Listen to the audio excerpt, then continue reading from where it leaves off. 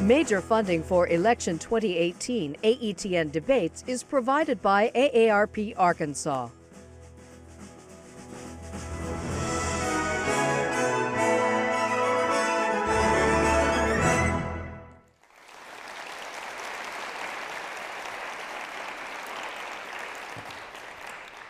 Hello, everyone, and thank you for joining us for Debate Week on the Arkansas Educational Television Network, AETN.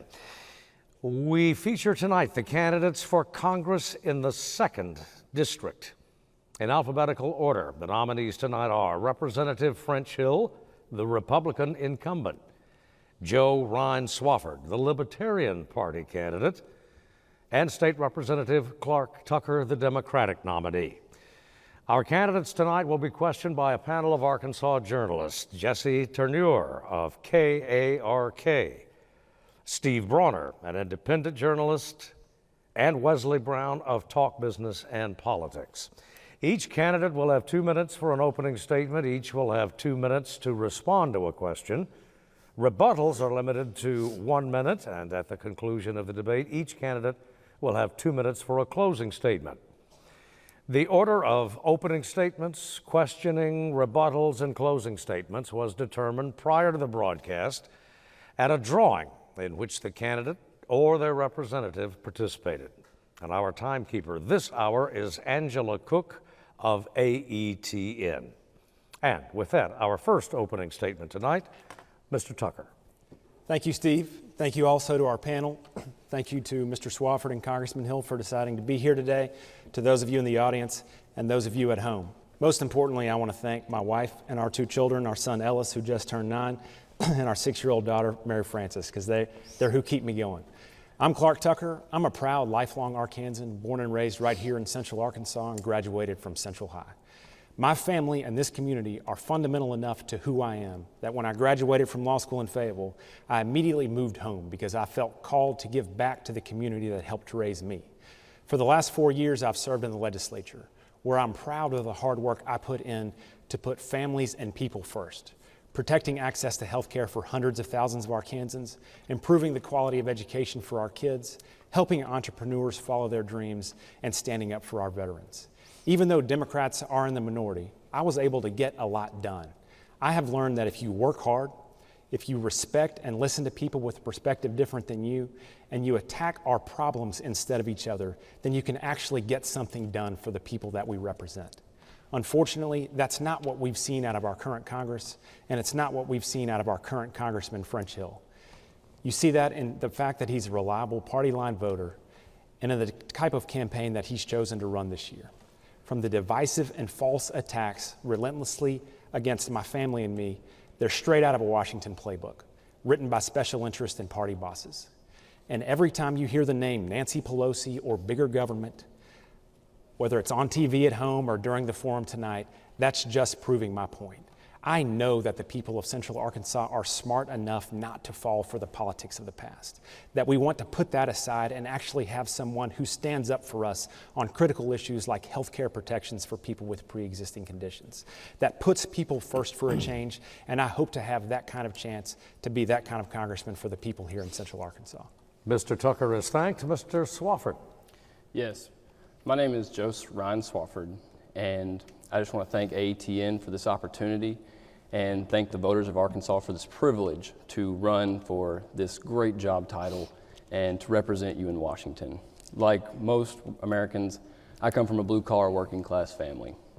My background is in education, economics, small business, and local government. Some of you may be wondering what a libertarian is. That's the question I get most often. And it's pretty simple.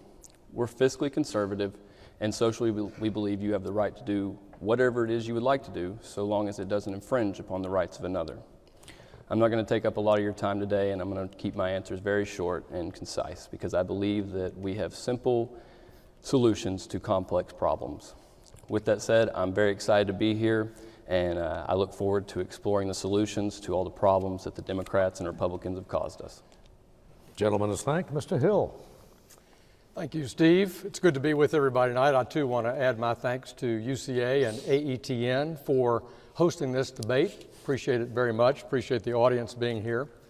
I ran for Congress 4 years ago with an idea that I would take my 35 years of business experience, my experience in economic policy working for President Bush 41, and that I would bring that together to look for common sense solutions to all the problems that ail us. Back when I was running in 2014 for the first time, I talked about the wet blanket of the Obama regulatory regime over the economy, the need to do tax reform to get faster economic growth. Because under the Obama administration, we had low economic growth, 1.8% on average. So when I went to D.C., that was my priority. And we've removed that regulatory wet blanket. We've cut taxes for families. We've allowed people to keep more of their own money. We've removed the business burden that has blocked our businesses from being able to bring profits back to the United States, something that Democrats and Republicans worked for 30 years, and we removed that double taxation. So I'm taking that business experience, my fact that I was a former chamber chairman, a Rotary president, and I'm asking for the voters to support me again, to go back to Washington, to fight for our veterans, to fight for a solution to affordable health care, where we actually do protect those with pre-existing conditions and lower prices for everybody across the board, whether you are getting your care through Medicaid or through a group plan, and fight to fix our broken immigration system. Those are principal issues that I've been disappointed that we have not gotten done in this most recent Congress. And with that said, I've also been proud that I've passed 4 bills and signed those into law with 2 different presidents. So I'm fighting for the people of Arkansas. Mr. Hill, thank you. Our first question tonight goes to Mr. Hill, and it's from Ms. Turnure. Gentlemen, the MeToo movement has been highlighted by the recent SCOTUS confirmation hearings for U.S. District Judge Brett Kavanaugh. As a U.S. representative, you would not have been able to cast a vote this weekend. But as fathers, husbands, sons, and elected leaders of this country, what would you say to your female voters who feel their concerns are not being heard? Well, Jesse, thanks for the question, and it's an important one, and it's galvanized, I think, the American people over the last few weeks. I am the husband of a professional woman who spent her career practicing law, and I am the father of a daughter, a senior in college, who expects to go on to graduate school and become a professional as well. As an employer, I tried to focus on a quality workplace, both in an entrepreneurial business that I ran, as well as in public companies where I've worked. I believe it's essential. So the first thing I would say is that respect quotient is important. I feel that as a dad and as a husband of a professional woman. The American women witnessed a bad situation in the Kavanaugh hearings. I think Dr. Ford had a compelling case, but that case doesn't mean that Brett Kavanaugh didn't deserve a fair hearing as well. In my view on the particulars of that matter, I think Dianne Feinstein should have brought that material into the committee process, into the committee staff process, in order to make sure that Dr. Ford had the proper investigation and the proper hearing in a more timely way, and not wait till after the committee's action was closing. In the House, we're very sensitive to the workplace as well, and we've changed our rules in the House to make sure everyone has sexual harassment training, and I've seen to it that my staff has taken that. That effort is led by Barbara Comstock of Virginia, Sherry Bustos of Chicago, to make sure that we're setting a high standard as it relates to women in the workplace on Capitol Hill. Not a place in the past where I think that high standard has always been held, and that's why I'm glad of the work that Sherry and Barbara have been doing to make sure that we set a good example on Capitol Hill for our professional women. Mr. Hill, thank you. Mr. Swafford, 2 minutes. Yes. I believe that the MeToo movement was too long in coming. It should have happened long before it did. I am the son of a proud female business owner, and I was raised by many strong women, including my grandmother, who was a state employee for many years. And I think what we see in this is that the real discussion is what is appropriate, and I don't think that that should have to be asked of adult men as much as it has been. And I also think on the other side, though, that we must protect innocent until proven guilty. If somebody is proven guilty, then I want the full measure of the law extended upon them. But we have to respect our judicial process. The Kavanaugh hearing was an absolute disgrace, in my opinion. We saw the two parties go at it from both sides, and it could not have been more messy. We should have had a more substantial hearing. We should have had one that pertained more to the Constitution, and that Ms. Ford's allegations should have been heard long before that they actually were, and they should have been presented long before that they actually were by the senators who did. So with that said, I am so happy that it happened. I've been a part of the MeToo movement. I've encouraged anybody who has been assaulted to come forward, and that I would gladly help them in that process and do whatever I can to respect their right. And so with that said, I think that those would be my answers on the question. Mr. Swafford, thank you. Mr. Tucker, 2 minutes. Yes, sir. Thank you for the question, Jesse. It's an extremely important question for our society, and it has been for several years. It's more important right now than it ever has been, given the events of the last couple weeks. First of all, I believe that every survivor of sexual assault should be respected, should be heard, and has the right to be believed. And of course, that's not saying that we shouldn't have due process for those that are accused. But I think we have to question whether what kind of message we're sending to women, and particularly to young women in particular, if they come forward with an allegation as credible and as serious as the allegation that Dr. Ford brought, and to not fully investigate that allegation. And again, that's not to say that those accused aren't entitled to due process. I think it's also important to say, yes, I am a husband, I'm a father of a daughter, a child of a mother, but I think it's important for the message that we're sending to young men in this country as well, if we don't sufficiently investigate these allegations and what they might be able to get away with, because they're led to believe that it's normal conduct when it absolutely is not, and when the conduct is proven to be true, it must be condemned. And I think we need to do a better job of that moving forward, to make sure that survivors of sexual assault feel respected and believed, and also that young men know if they engage in any activity like that, it will not be acceptable in our society. The other aspect of the Kavanaugh hearing that I believe is important is, I read this actually from a conservative journalist the other day. What he wrote is that our country is more divided right now as a result of the last week or two than we have been at any other time in our history outside of the Civil War. Now, I don't know whether that's true or not, but I know that we are divided as a country, and we need leaders who will help bring us together to move the country forward, because that's the only chance we have against the important issues that face us. And when we have partisans in Washington on both sides pointing the fingers at the other side about what went wrong, pointing the finger here today at Dianne Feinstein, and then Democrats doing the same thing, quite frankly, with Republicans. We're better than that as a country, and we need to do better in bringing the country together in the future. The rebuttal is Mr. Hill's 1 minute, sir. Thank you, Steve. Well, I would just add that I worked on the White House staff during the confirmation hearings for Justice Thomas, and it was a horrific period of time, those many years ago. And I watched the U.S. Senate turn their back on a good friend of mine, one of my closest friends, John Tower, when he was in confirmation hearings in 1989 to be Secretary of Defense. So this policy of blocking nominees through sneak attacks or through innuendo or unsubstantiated claims is a bad part of Washington life. I oppose it. I think we ought to step beyond that and make sure that we debate judges or cabinet secretaries on their merits and not go off on innuendo or rumor. And so I've seen too much of that kind of destruction over my career, and I share Representative Tucker's rejection of that kind of behavior. Mr. Bronner has the next question, and it goes first to Mr. Swafford. What should be done about immigrants brought to America illegally as children? Well, thank you for the question, because this is a big and dividing issue right now in our society.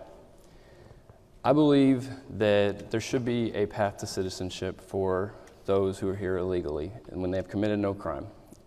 I think that the children are the ones who are caught up truly in our laws right now. And their question is, what do we do? Do we send the parents home and leave them childless here on the state? Or do we accept the fact that their parents came here illegally and give them sanctuary here? I personally am not for splitting up families. I think that is reprehensible. And when we talk about the idea of our borders and what they're here to protect is individual liberty and freedom. And when someone simply, because of the inefficiencies in our immigration policy, actually comes here illegally just looking for a better life, and that's the only crime that they commit, they could add to our economy. They add as people to our society. And I think that we deserve it to them if we're truly anchoring our opinions and our conscience in the Constitution, that we should seek not to burden them with our extremist laws and things of that nature, and actually provide them that sanctuary and not split up that family.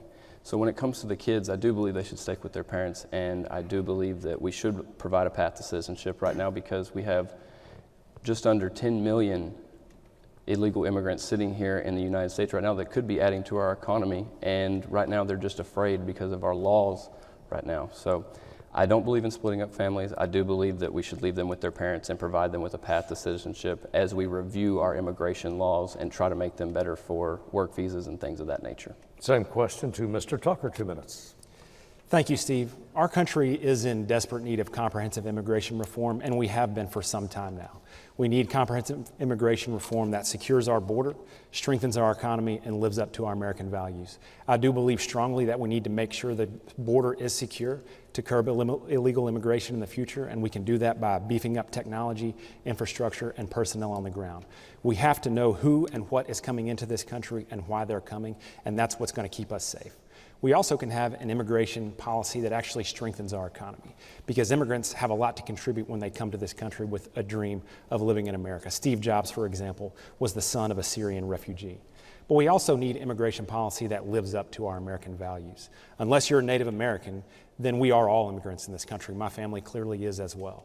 And the young people you're referring to, the dreamers, were brought to this country through no fault of their own. I learned a story recently of a young woman who was valedictorian of her high school. And in her valedictorian speech, she announced for the first time that she was an undocumented immigrant, a dreamer. That was a very brave thing to do for that young woman. And in my opinion, she's just as American as I am. And the fact that Congress has not provided a path to citizenship yet for these young people, to me, is, I cannot believe that they have not done that yet. If I'm elected to Congress, then I will work very hard to make sure that the 800,000 to 900,000 young people who were brought to this country through no fault of their own, and America is the only country they know, that they do have that path to citizenship.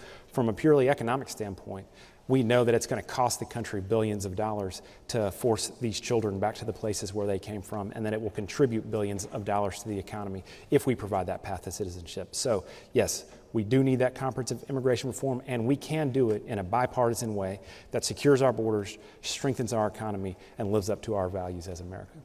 Mr. Hill, 2 minutes.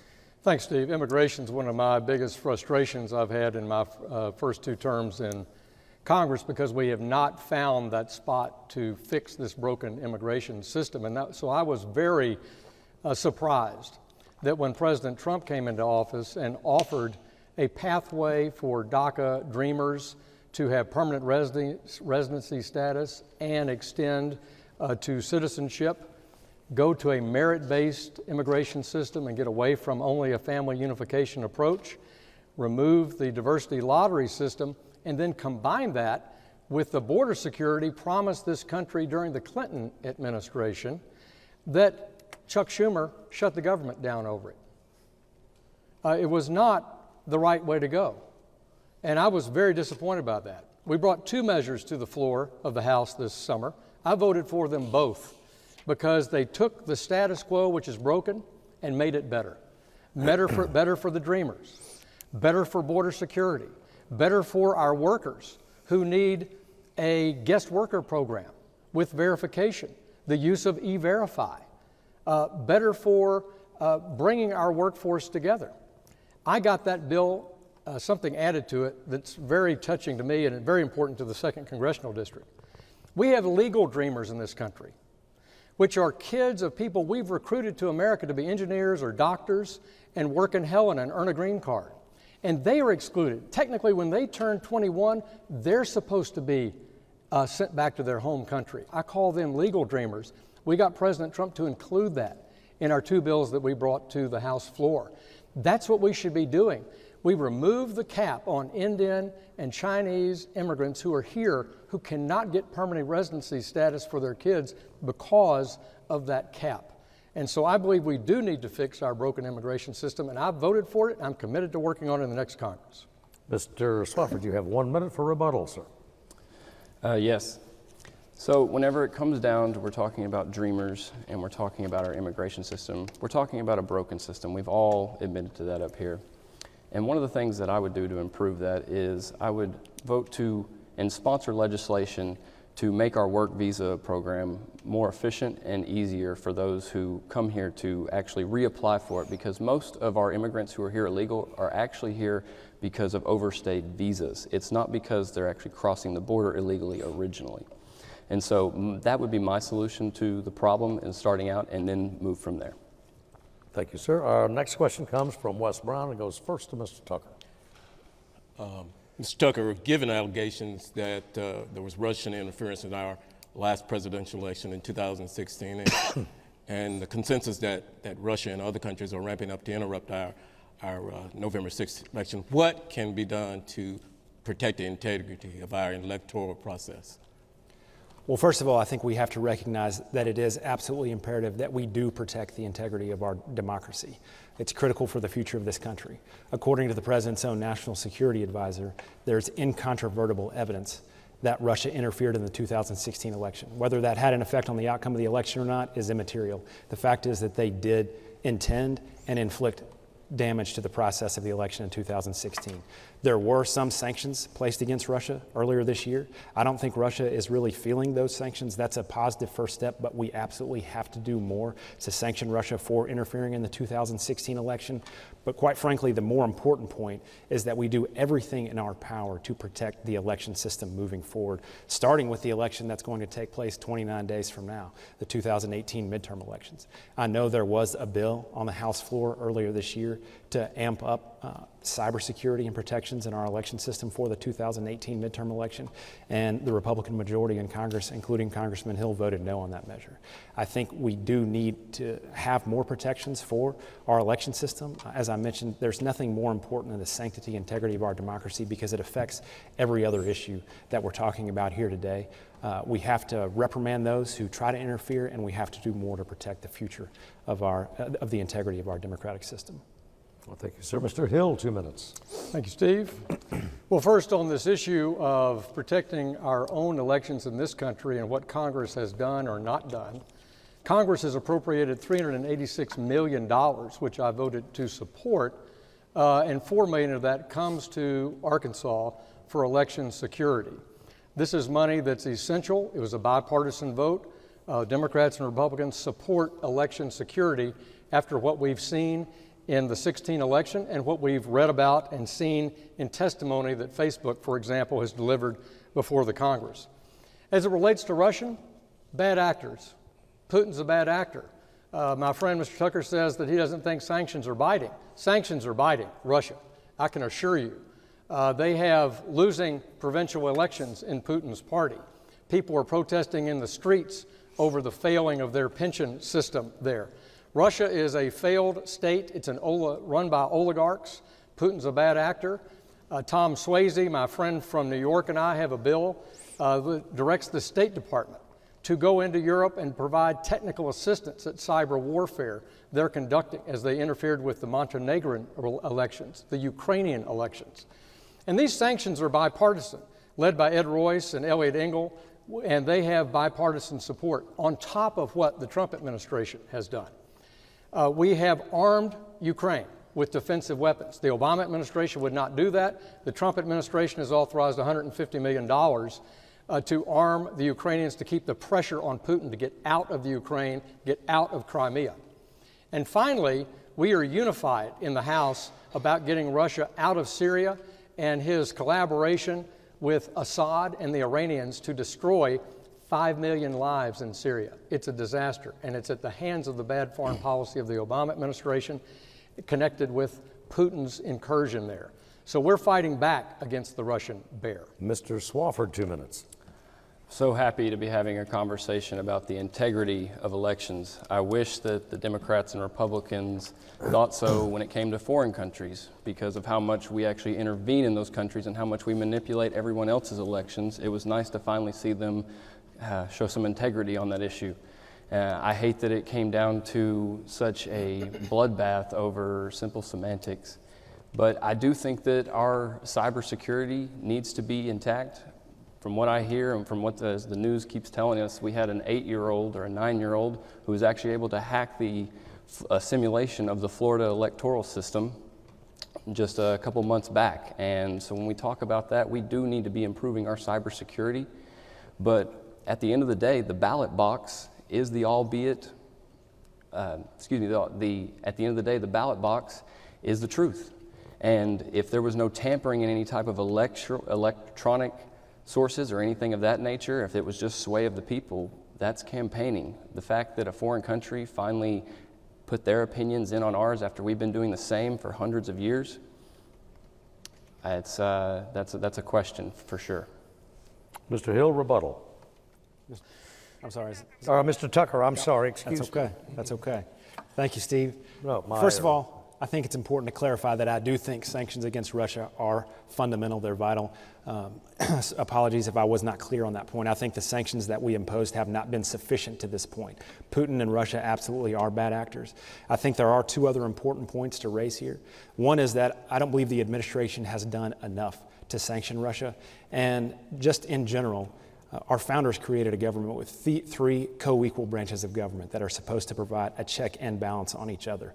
And that's regardless of party representation. And we need to see more out of Congress, the legislative branch, the branch of the people, to provide a check and balance on the administration when they are not serving sufficiently the interest of the American people, as they have been with insufficient sanctions against Russia. And then secondly, the overwhelming influence of money in politics is something that needs to be dealt with. There's a huge aspect of that domestically, but there is a lot of foreign money that is funneled into the election process through PACs and corporations, as the case may be, and we need to close those loopholes as well. Thank you, sir. Steve Bronner has the next question. It goes first to Mr. Hill. On September 30th, 2000, the national debt was $5.7 trillion. As of Friday, it was $21.6 trillion, and next year we'll add another trillion. Is there any reason why voting for you would reverse this trend? Thank you, Steve, for that question. You and I have talked about this, and I want to say how much I appreciate you writing from a journalist's point of view to keep the budget deficit at the forefront of not only voters, but elected members. I have been very disappointed with this administration's negotiating capability with the House and the Senate on the budget for FY18 and FY19. President Trump has to understand that as president, he can press for reforms in our budget process and press for reforms in our spending. And my feelings about that are frustration, because I had the House vote on the balanced budget amendment this year. We only had 7 Democrats support it. And in the 90s, when President Clinton was in office, we came 1 vote short of having a balanced budget amendment. And I think that's important, because I don't know any other way now to have a cudgel to get the Congress to take the hard choices, but some ideas. One, I think the president should have something that President Obama did not do, which is follow up on how to reform our spending, particularly for mandatory spending programs. 2/3 of budget is not in our domestic discretionary budget, and that reform needs to be led by the president on a bipartisan basis. That will lead us to a more fiscal path. Secondly, we need spending caps for the domestic discretionary spending program. And if we have, say, caps of 2.5% plus economic growth of 3%, that will put us toward a sound fiscal footing. The reason I supported this 18 and 19 budget was, in the past few years, 77% of the cuts have been to defense. And I wanted to see our Defense Department rebuilt, our readiness. It's very important to Little Rock Air Force Base, very important to Camp Robinson, and it's the first pay raise in 8 years for our men and women in uniform. But we need structural reform, and I think a balanced budget amendment is at the heart of it. Mr. Swafford, 2 minutes. Yes, thank you for this question, Steve. As you and I have talked about, we're both deficit hawks. I do agree with a balanced budget amendment. Even more than that, I agree with a line item balanced budget amendment that is audited every quarter, because I think it is reprehensible to the trust of the American people that we have allowed this to go on for as many administrations as we have. We are $21.5 trillion in debt, and it keeps climbing every day. One of the things that I support is the penny plan, which is just simply taking 1 penny out of every dollar that we spend and cutting it. If we can't cut 1%, then we should not be in charge of the purse strings like we are in Congress. And when we talk about the debt, we're really talking about irresponsibility. We're talking about a system that has been irresponsible for so many years that we've gotten to this point. And when we talk about the idea of being able to cut 1%, simply in efficiency, we should be able to do that by auditing government agencies and asking them to where we can make cuts. And even in things like the military, they say that the Pentagon itself says that we could cut up to 20%. I don't want to do that. I think that could be dangerous. But I think that we could cut 1% on efficiency alone and just make our actions a little bit better. And then with the penny plan, it says that we will be able to pay off the debt within 5 years, because we'll actually go from running a deficit to running a surplus in that time and be able to pay off the debt. Mr. Tucker. Thank you, Steve, for the question. It is extremely critical that we do have a balanced budget in this country. I know we have to balance our budget in my family.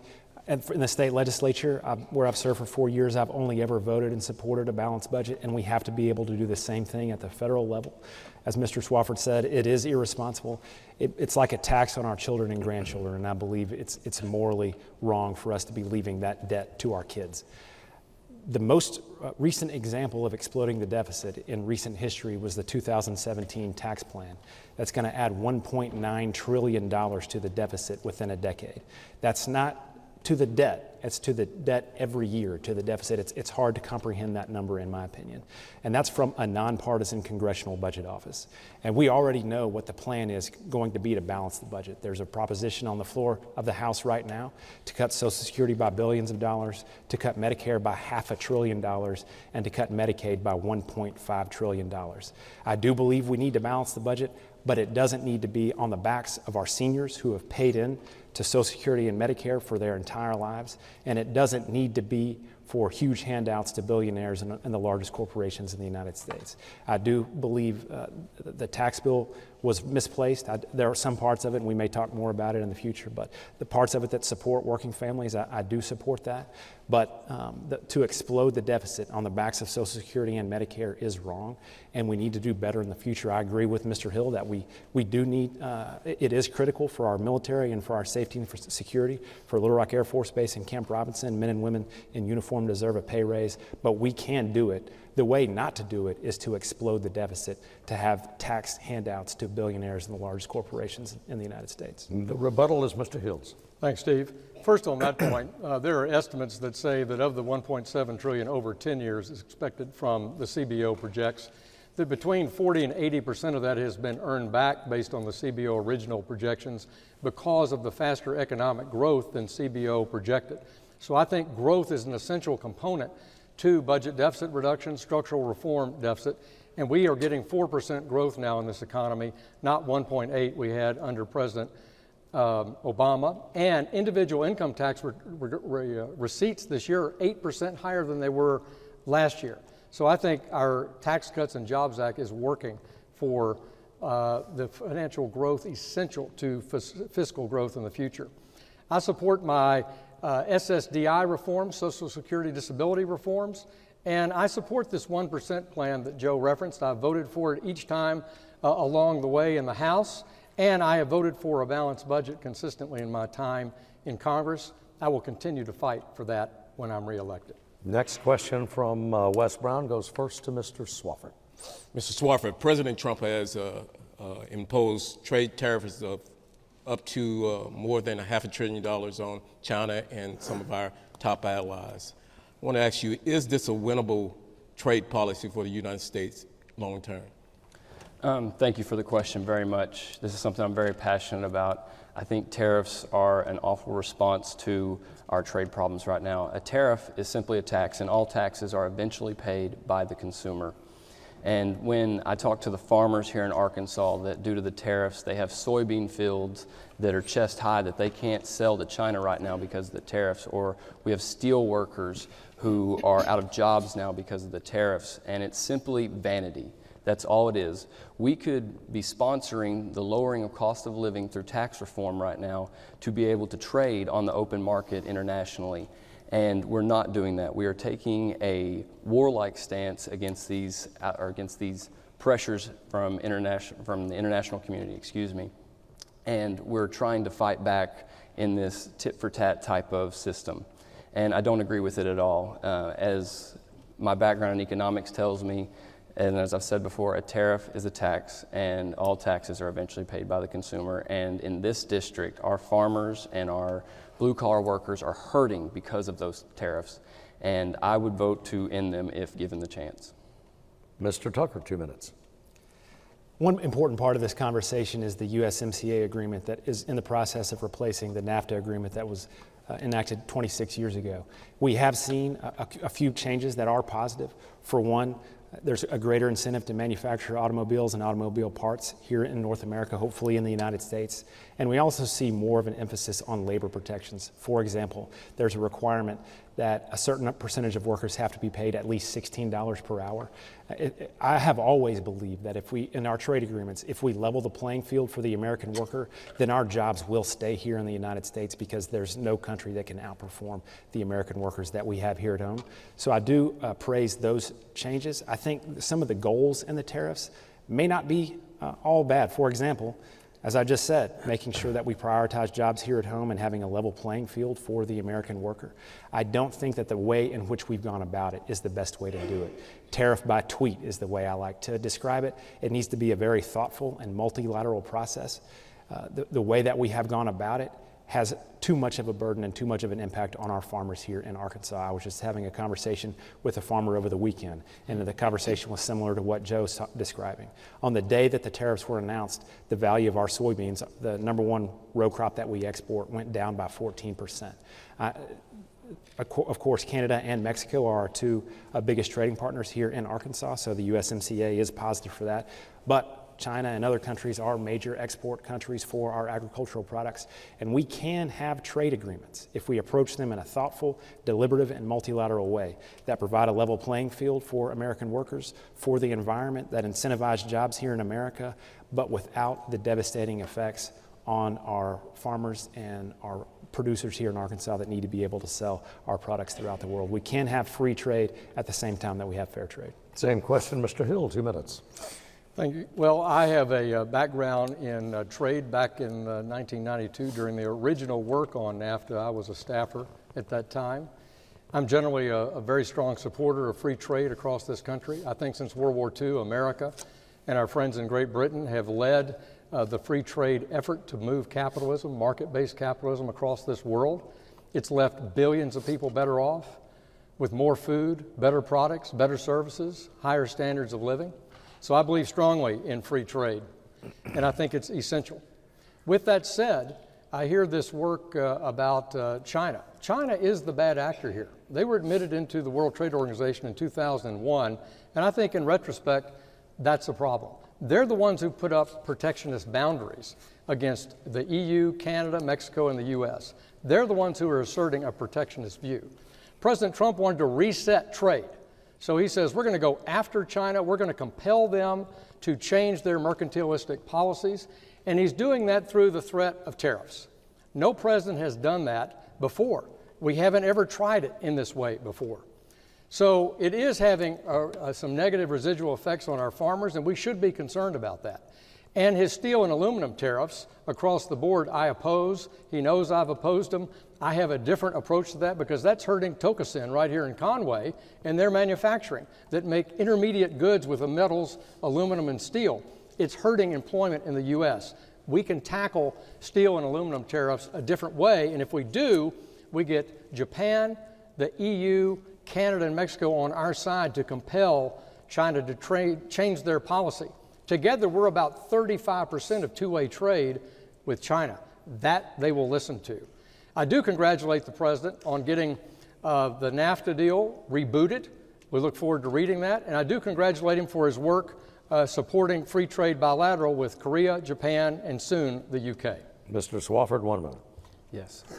As I talked about, I'm against the tariffs because unlike most of the politicians that are going to be on your debate stage this election, I'm one of you. I'm one of the working class. And maybe we can talk about exploring ideas and solutions, but when We're exploring those ideas and those solutions, and it causes job loss and it causes wage reduction and farmers not to be able to make their living.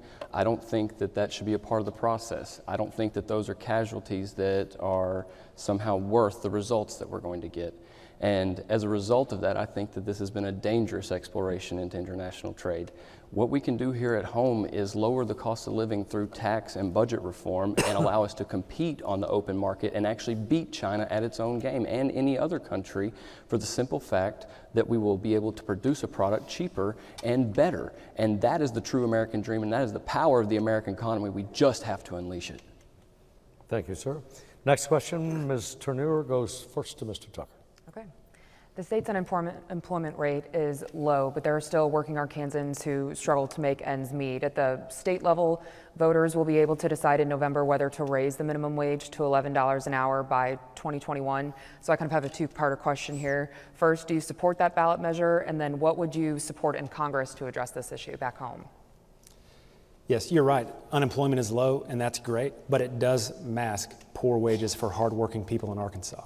I do believe that if you work full-time in this country, you ought to be able to afford life's basic needs. And there are too many people right now who work full-time, sometimes more jobs than one, and still can't afford life's basic needs, still can't afford to put food on the table, buy the medicine that they need, and buy health care.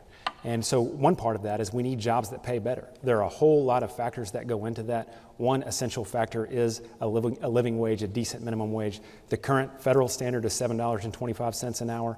The state standard is $8.50 an hour. That's not enough. Yes, there are young people who work those jobs, but there are tens of thousands of parents in this state who work jobs at a minimum wage level, and they simply cannot afford to support their families at those wages. So yes, I do support the state measure, Issue 5, to raise the minimum wage here in Arkansas to $11 an hour responsibly over a period of years between now and 2021. As for a federal minimum wage, I do think it does obviously need to be raised from $7.25 an hour. I don't support putting it, having a one-size-fits-all minimum wage across the entire country. The cost of living in New York City and Manhattan is far different than it is in Little Rock, Searcy, Conway, and the other communities that we have here in Central Arkansas. And so for that reason, I do think there should be different standards based on cost of living throughout the country. I do believe it's important when we do adjust the minimum wage that we index it to inflation. Because once we set it, every year that it does not go up, it's a pay cut for these hardworking Arkansas families.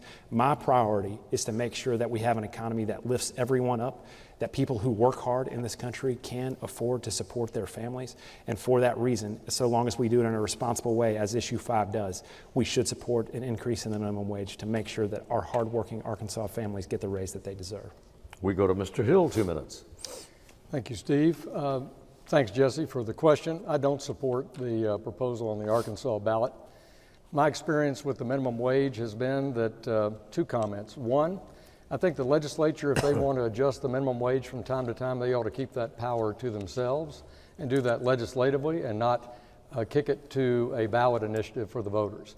I think changing it and hardwiring in that doesn't facilitate different labor markets in the state, doesn't facilitate different economic times. And so I don't propose to support it. And it also is not competitive with minimum wages around the state. With that said, for the 3.5 years I've been in Congress, I've worked as co-chairman of the Skilled Workforce Congress caucus with my friend Brenda Lawrence from Michigan. And we've been focused on how to get high-wage jobs through apprenticeships and partnerships between industry and K-12 education and with our community colleges. I've also served as vice chairman of the Historically Black Colleges and University Caucus. Those two areas allow me to focus on getting training through our education system to get people more skills so that they have the ability to earn a higher wage based on their success and their productivity. We should be trying to get a maximum wage for all people. I've seen that work time and time again in my 35-year business career. I was door knocking the other day and came across a woman who runs a nonprofit in Little Rock, and she does child development work, and she's very much opposed to the minimum wage increase. She says, I don't know how I can afford that in my fixed nonprofit budget with the work that I do. My ability to get reimbursed for that's not going to go up from Medicaid. So this is a problem for her, and I think it's a problem a lot of entrepreneurs for-profit and not-for-profit face. So I think we should focus on a better education system. People can read, people can work, people have the skills to either change careers or have a good career when they get out of school. Mr. Swafford, 2 minutes. Yes, thank you for the question, Jesse. I'm against the amendment to add to the state minimum wage. And the reason I say that is that the burden it's going to put on our businesses is going to be exponential, and we're just going to be back here again in a couple of years because of our dangerous fiscal policy causing mass inflation across the country. But what I would like to do is to give everybody a raise and to raise everyone's wages. And the way I do that is, from my small business background and my economics perspective, there's two ways that we can actually increase profit, and profit being your wages as a citizen. We can either increase revenue or we can cut costs. Through tax reform and through better budgeting at the federal level, we can actually decrease the cost of living, giving everybody a wage increase and giving everybody more individual financial freedom without actually raising the minimum wage, to where that wage actually means more. So we would be giving a raise, we just wouldn't be doing it through a mandate that hurt our businesses. It would actually help us across all planes for the simple fact that our goods and services would go down for the simple fact of the tax burden going down. And for that reason, I am against this, but I am for raising the wages of all people in America, and the way to do that, though, is through tax reform. Mr. Tucker, 1 minute rebuttal. Yes, sir. Thank you, Steve. I do agree with Congressman Hill that we need to have better ways for high-wage jobs, for people to have access to college and career technical education and apprenticeships with organized labor, and also with having an infrastructure system in this country that sets us up for economic development in the future, including access to high-speed internet. But I do think you'll see a clear contrast between Congressman Hill and myself on this issue. For example, the tax bill that I referenced that Congressman Hill supported last year, the 83% of the benefit of that went to people who earn more than $400,000 per year. My priority is to make sure that people who work in this country can afford life's basic needs. And I understand the impact on small business. My wife had a business for 7 years that she ran, but she also agreed with the fundamental principle that if you work full-time in this country, you ought not to live in poverty. You ought to be able to afford food and medicine. And this is the way to help us go about getting there, along with the other policies that we mentioned to set people up for better paying jobs in the future. Gentlemen, we thank you for your answers to the questions so far, and we thank our panel for posing them.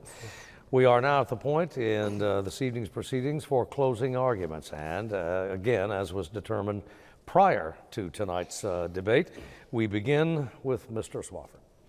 Yes. Thank you again to AETN. Thank you for our panel. The questions have been great. As you may have noticed on some of the questions, I probably wasn't as shined and polished as Congressman Hill or Representative Tucker here. And that's because I'm one of you. I haven't spent my life preparing for this. I ran because I felt I needed to. I felt that it was just for the people and that I could serve my country in that way, because these two-party politics aren't working. We go from one side to the other and nothing ever really gets done. The debt increases, jobs go down, we're back here again. And so for that reason, I have stumbled somewhat on my answers and just then right now. But I hope you see it as genuine. I hope you see it as, I'm one of you. I'm here to listen to you. My bosses, if I go to Washington, are three things, and that is the Constitution, my constituents, and my conscience. And everybody else, including big interest and big party players, can kick rocks. And that's exactly how I feel about it. I will listen to you, I will come to you, and I will allow a level of transparency that you haven't seen before out of a representative, for the simple fact that I want you to be able to be involved in the politics that are defining you and your children's life. And I don't think that that has been shown here by anybody but me. And for those reasons, I hope that whenever you look at the ballot box, you'll look for change and that you'll vote for me. Vote Joe Liberty, and thank you again to everybody. Mr. Swafford, thank you. Mr. Tucker. Thank you, Steve, and thanks to Jesse, Steve, and Wesley, and also to Congressman Hill. And Joe, for being here tonight. I would love to do this again. And thanks again for everyone for being here, but most importantly to you for tuning in. Healthcare is the issue more than any other that compelled me to run for Congress this year. Serving in the legislature, I played a critical role in preserving Medicaid expansion here in Arkansas, which has brought health care to nearly 300,000 people in this state, many of whom for the first time in their lives. We also know that while the Affordable Care Act is not perfect and needs to be improved, that it did provide essential protections for people with pre-existing conditions. We also know that the American Health Care Act, passed last year in the House, fortunately did not become law, would have essentially dismantled this innovative bipartisan Medicaid expansion program in Arkansas that has provided health care to 280,000 people, and it would have removed critical protections for people with pre-existing conditions in this state, not only because you could have been charged more for having a pre-existing condition, but also because insurance companies could exclude coverage for whatever your pre-existing condition might be. For me, that pre-existing condition is cancer. And in the moment I was diagnosed, my family's life changed forever. And that's when I knew I had to run for this office to make sure that we have a member of Congress who understands that in this world, health comes first. You can't work or take care of your family unless you have access to health care, and that every person in this country should have access to quality, affordable health care. It still is not an easy decision to run for Congress because you know that you and your family are going to be subject to malicious and false attacks. But every day I get up and go out and visit with voters. And I hear from them and their stories, and I learn very quickly, I'm reminded every day that this campaign is not about me. It's about them. It's about everyone here in Central Arkansas, in the whole state, and in the entire country. That's the kind of campaign that we're running. It's a recognition that it's not divisive Washington politics of the past. It's a recognition that cancer, hunger, and hopes and dreams do not have a political party. We're running a campaign not based on fear, but on inspiration, and I hope you'll join us and be a part of it. Thank you very much. Mr. Tucker is thanked. Mr. Hill. Thank you, Steve, and I want to thank my colleagues for being with me today, and also UCA and AETN and our questioners today. Thank you for your participation. What I'd like to say to the voters of the 2nd District are, you're better off today than you were 2 years ago. Little Rock Air Force Base is better off than they were 2 years ago with full funding on our National Defense Bill. 4 new C-130Js coming to the base, a 2.4% increase. Our K-12 education system is better off than it was 2 years ago. We passed the first reauthorization of our K-12 education since 2001 in this House. Our Children's Hospital is better off than it was 2 years ago because we have a 10-year authorization for CHIP, fully funded and fully offset for our kids who are treated at Children's Hospital. Our veterans are better off than they were 2 years ago because we have the accountability now to fire people at the VA who don't deliver the service to our vets that they deserve. That's the kind of work that I'm proud of in the last 2 years. Our economy is better off. 4% growth as opposed to 1.8% during the 8 years of the Obama administration. Lowest unemployment in 50 years. Most business enthusiasm by the NFIB since it started in the 1970s. In this race, voters of our district have a choice. Do you want to send me back to Washington to fight for our vets, fight for our priorities, or do you want to send one of these gentlemen to Washington? I urge you to consider voting for me. My opponent, Mr. Tucker, has proposed a Medicare plan that I think would lead to a faster bankruptcy of Medicare that he's campaigned on. He doesn't know what ICE is, and I support law enforcement. He's for bigger government and higher taxes. And his campaign is at the heart of it, financed by the Washington Democrats. Vote for me for re-election, please. Mr. Hill, thank you. Mr. Swafford, Mr. Tucker as well. Ladies and gentlemen, the candidates for Congress in Arkansas's 2nd Congressional District. Thank you all in our audience and at home, once again, our candidates and our panel. Good night.